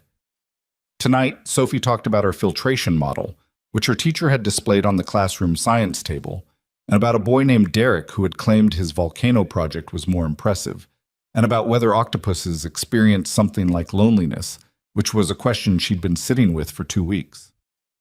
I think they might, Victoria said. They're very intelligent. Intelligence and loneliness tend to travel together. Sophie considered this with the seriousness it deserved. Is that why you were lonely? Because you're smart? Victoria looked at her plate for a half-second. Partly, she said, and partly because I forgot to let people in for a long time. How do you remember? Someone reminds you, Victoria said. She didn't look at Ethan when she said it. He was looking at his pasta. Sophie seemed satisfied with this. She ate the rest of her bowl and then asked to be excused and disappeared to her room to read, which was her standard Thursday evening activity, kidnapping notwithstanding. The kitchen was quiet. Ethan got up and started clearing the table. Victoria stood to help, and they moved around each other in the small space with the ease of people who had been in each other's orbit long enough that proximity had stopped being something to manage. She's going to be okay, Victoria said. I know. He ran water in the sink. She's going to have some nights. Probably some nightmares. I'll get her in to talk to someone next week. He paused. She's tougher than she looks. She looks extremely tough. She looks like a 6-year-old who likes octopuses. Those aren't mutually exclusive. He handed her a dish to dry. She took it. They stood at the sink together, and the domestic ordinariness of it was so complete and so strange that it sat in the room between them like a third presence. Ethan, she said. I know, he said. I haven't said anything yet. I know what you're going to say. She turned and looked at him. He turned off the water and turned too, and they were standing very close in the small kitchen, the way you end up standing when a space isn't designed for 2 people maintaining careful distance. Then say it back to me, she said, so I know we're talking about the same thing. He looked at her for a moment. His expression was the careful, complicated one she'd first seen in the parking lot of the Kellner facility, real, and costing him something to let stay on his face. I think we've been doing this for a while, he said, and I think I've been waiting to feel like it was the right time, which is a thing I tell myself when I'm scared of something. Well, what are you scared of? Getting it wrong, he said. She's been through enough. If I bring someone into her life and it doesn't hold, I know, Victoria said. I've thought about that too. And? She was quiet for a moment. I think the risk of getting it wrong is real, she said. And I think the alternative is that I spend another 5 years in an apartment I pay too much for, eating alone, being very successful and completely empty. She paused. I don't want that. And I don't think you want to spend the rest of your life pretending that being a janitor was always the plan. He looked at her steadily. It was a good plan for a while. It was a survival plan, she said, and you don't need to just survive anymore. The refrigerator hummed. Down the hall, Sophie's light was on, a thin line under her door. I'm not easy to be with, Ethan said. I don't talk about things until I've processed them completely, which takes longer than most people want to wait. I wake up at 5 a.m. and I can't change that. I notice exits in restaurants, and I can't change that either. I have a daughter who is the first priority in every situation without exception, and that is not going to change, and I would not change it. I know all of that, Victoria said. I'm telling you so you don't discover it later and feel like I wasn't honest. Ethan. She said his name the way she had outside Marcy's that first night. Level, direct, cutting through. I'm not easy to be with either. I make decisions without consulting people and then defend them past the point where I should reconsider. I work too much and I use it to avoid things I don't want to feel. I have spent 30 years building a wall around myself that I am only just starting to understand how to take apart. She paused. I'm not offering you something uncomplicated. I'm offering you something real. He was quiet for what felt like a long time, but was probably 10 seconds. Okay, he said. Okay, she said. It wasn't a kiss in the rain or a declaration in front of witnesses. It was two people in a small kitchen with mismatched dish towels and overcooked pasta in a pot on the stove, deciding something quietly and without ceremony, the way most real things are actually decided. He reached out and tucked a piece of hair behind her ear. A small gesture, slightly awkward because his hands were still a little damp from the dishes, and she laughed at that, a short surprise laugh, and that was better than ceremony anyway. Marcus Hale pled guilty in April. His lawyer had tried for 8 weeks to build a case for diminished culpability. Stress of the legal battle, financial pressure, a character brief that painted him as a man pushed past his limits by unfair treatment. The DA's office was unmoved. With the additional charges from the Kellner incident, the kidnapping of a minor, and Ethan's testimony delivered with the flat, detailed precision of someone who had written incident reports in 3 different countries, the plea deal that Hale's lawyer eventually negotiated still carried 12 years. Victoria was in the courtroom for the sentencing. She sat in the 3rd row and listened to the judge read the terms with the composed expression she wore in board meetings and negotiations and every public context where composure was load-bearing. Ethan sat beside her. Their hands were not touching. They didn't need to be. When it was over and they were standing outside on the courthouse steps in the April cold, she exhaled once, long and slow. 12 years, she said. He'll serve 8 probably, Ethan said. Good behavior. 8 years. She thought about it. Sophie will be 14. Yes. That feels like enough distance. It is, he said. He wasn't reassuring her. He was stating a fact he'd calculated, the way he calculated everything that mattered to him. She had learned by now to trust that specific tone. They walked to the car. She put her hand through his arm, and he didn't remark on it, which was how she knew it had already become the kind of thing that didn't require remark. The program was Ethan's idea, and like most of Ethan's ideas, it arrived without announcement or preamble. It was a Sunday in May, 3 months after Kellner. They were at the apartment. Victoria had a drawer there now, a single drawer in the dresser in the hallway that Sophie had designated official with a handwritten label that said Victoria's drawer in purple marker, which was both extremely practical and the most meaningful thing anyone had done for Victoria in recent memory. Sophie was at a birthday party for a classmate, and Ethan and Victoria were sitting on opposite ends of the couch with sections of the newspaper, which was how they spent Sunday mornings now, in the comfortable, low conversation way of people who have stopped needing to fill silence.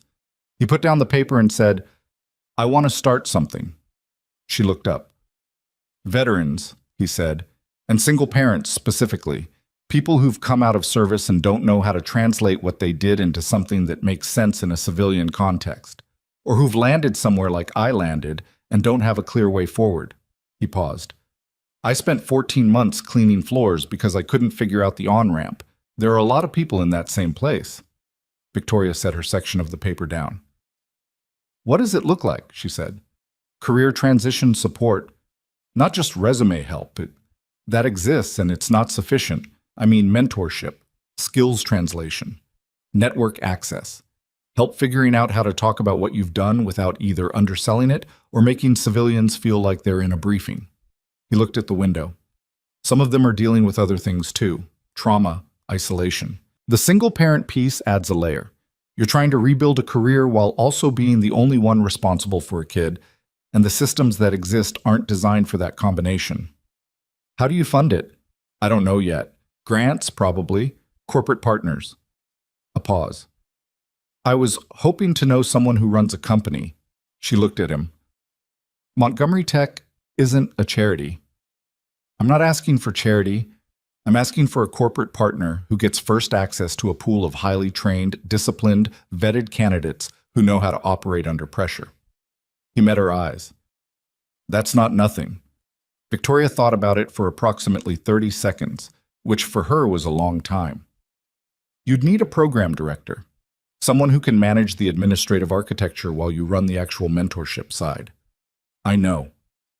You'd need to not hate the paperwork part, at least enough to not ignore it. I know that too. I can connect you with 3 people who run veteran transition programs currently. You should talk to them before you build anything, learn what's working and what isn't. I was planning to.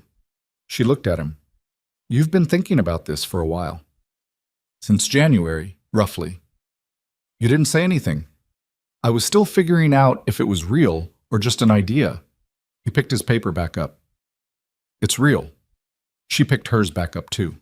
They sat in the Sunday morning quiet for another few minutes. I'll call the 3 people Monday, she said. Thank you, he said.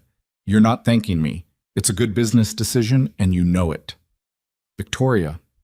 She looked at him over the paper. Thank you, he said again, and meant it in the way that had nothing to do with business. She went back to her section. You're welcome, she said quietly.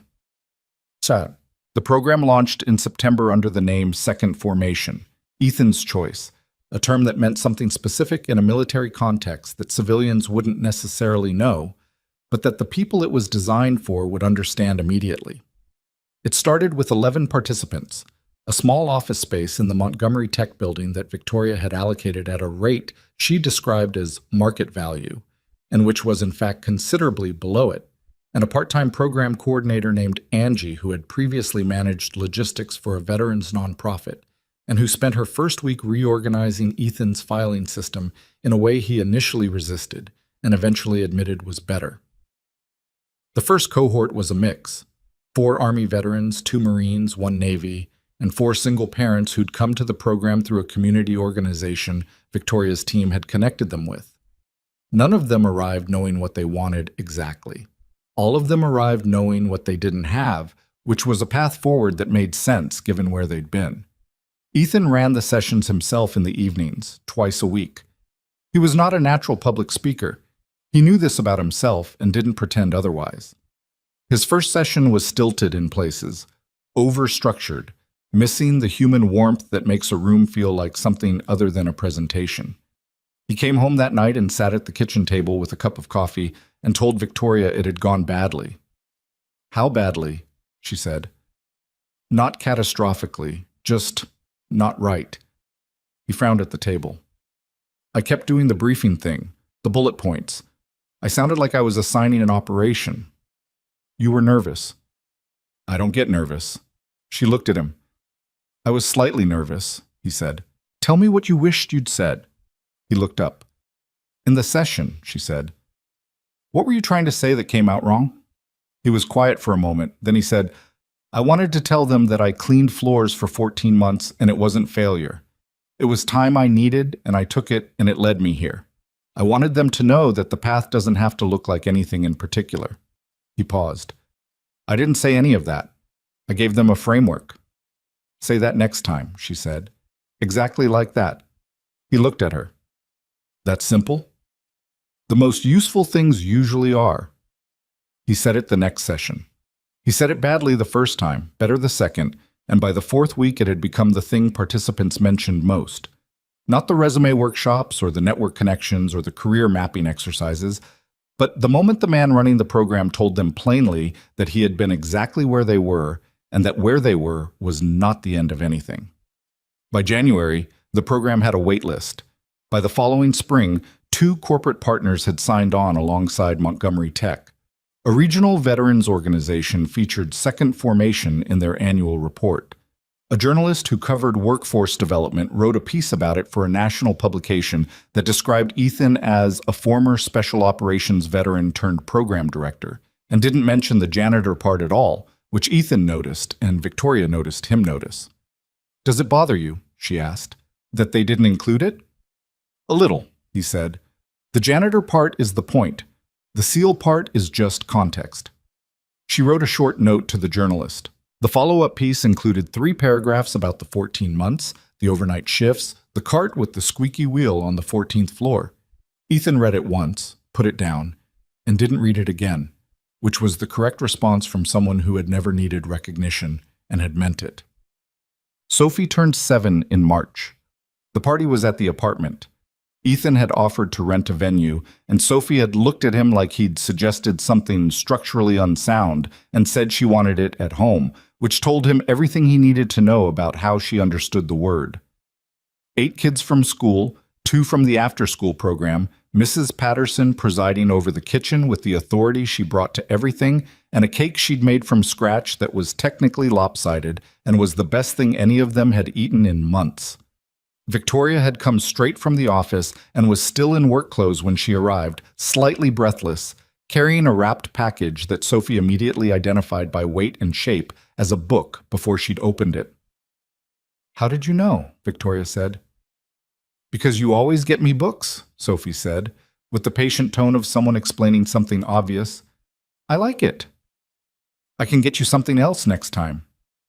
"No," Sophie said firmly. "Books." She tore the paper off. It was a marine biology encyclopedia, full color, and she held it with both hands and looked at it with an expression Ethan recognized. The quiet, private absorption of someone who has just received something exactly right. "Thank you," Sophie said. Then, after a pause that felt deliberate, "Victoria." It was the first time she'd used the name without being prompted or in the context of talking about her to someone else. Victoria heard it land exactly as it did, and Ethan saw what crossed her face, something she managed quickly, but not quite quickly enough. "You're welcome, Sophie," she said. The party ran long in the way children's parties do, chaotic and loud, and producing a quantity of wrapping paper entirely disproportionate to the number of gifts. Mrs. Patterson ran the kitchen like a field operation. Ethan managed crowd control with the specific calm of a man who had done harder things and found this, despite everything, considerably more demanding on different muscles. By 7 p.m., the other kids were gone, and Sophie was on the couch reading her encyclopedia with the focused intensity she brought to things that mattered, and the 3 adults were in the kitchen cleaning up.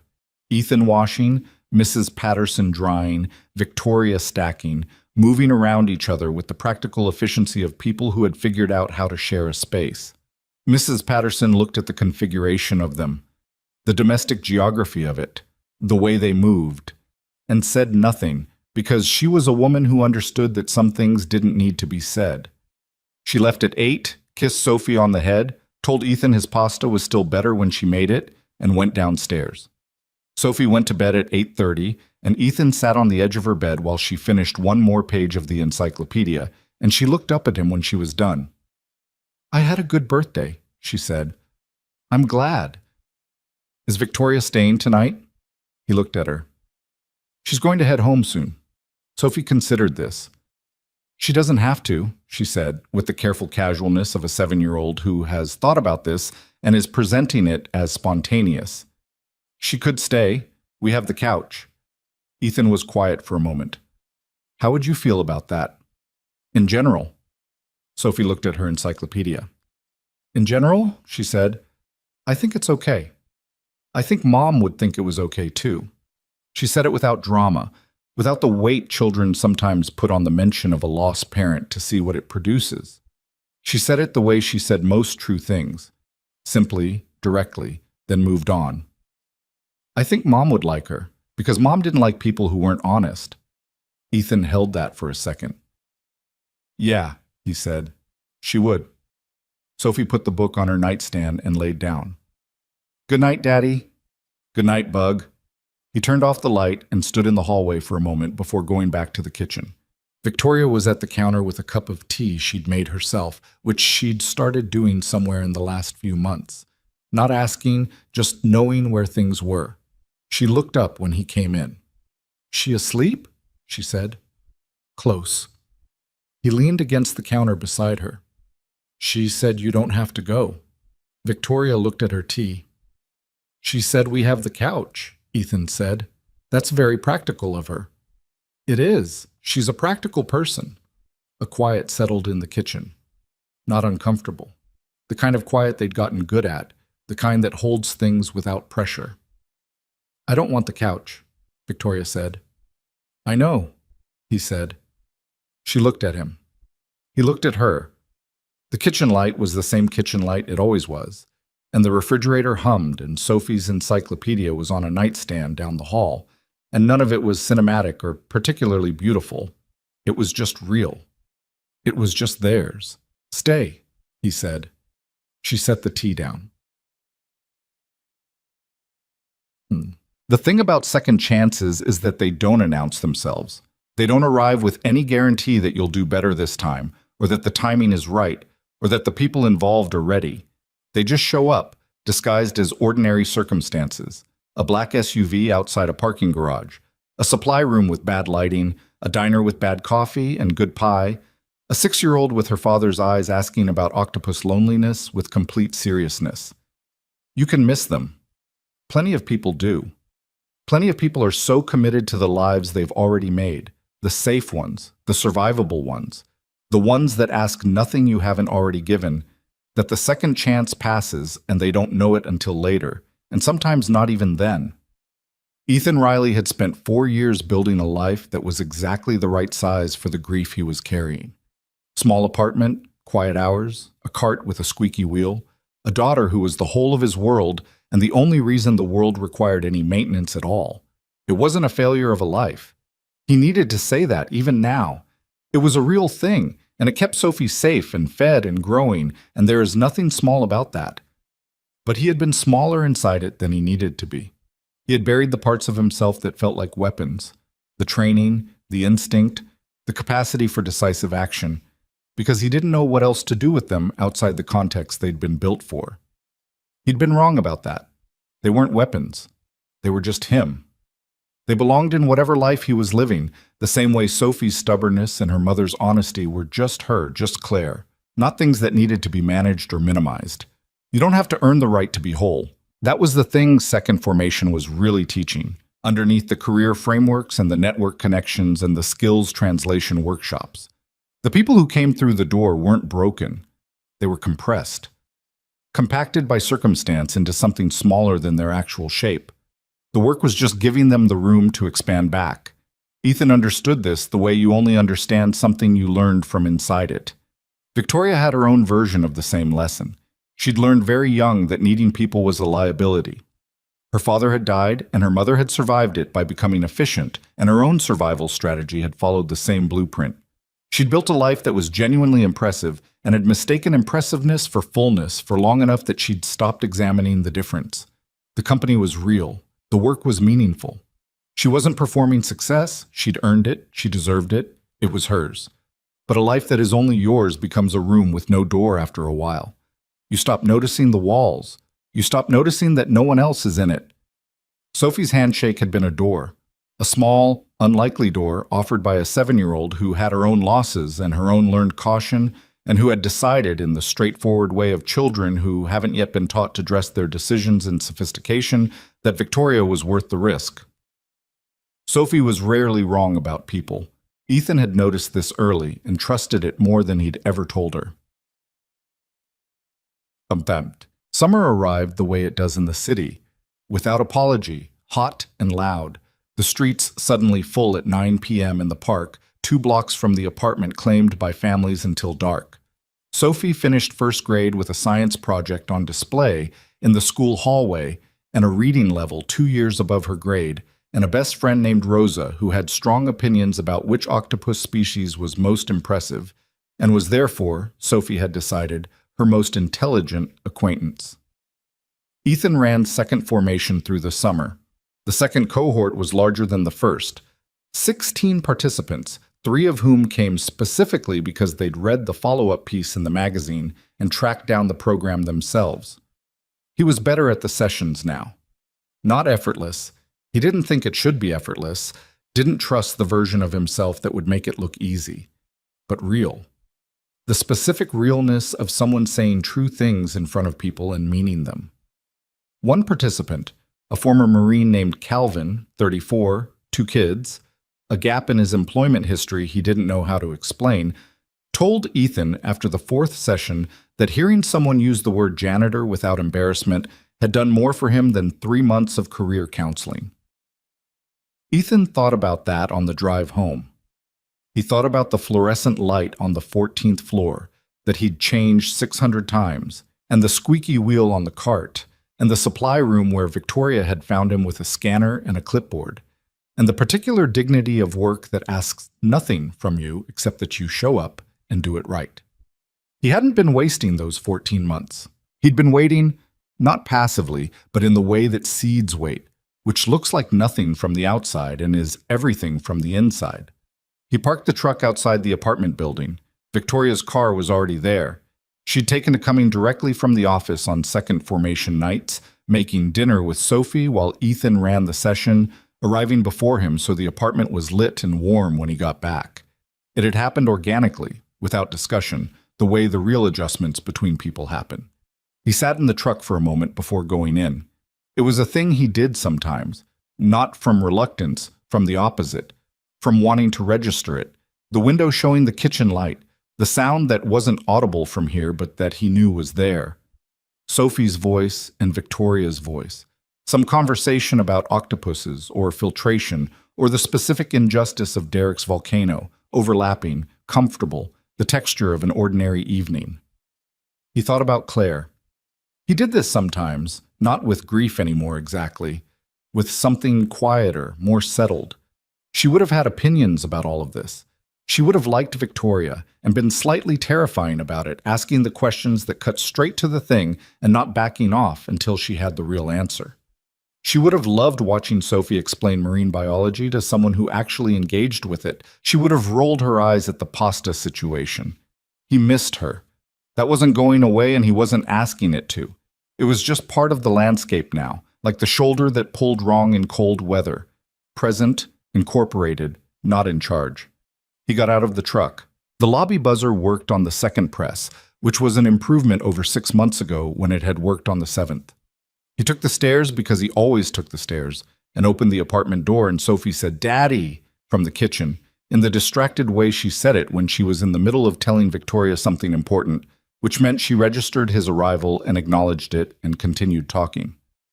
Victoria looked up from whatever she was doing at the counter and looked at him.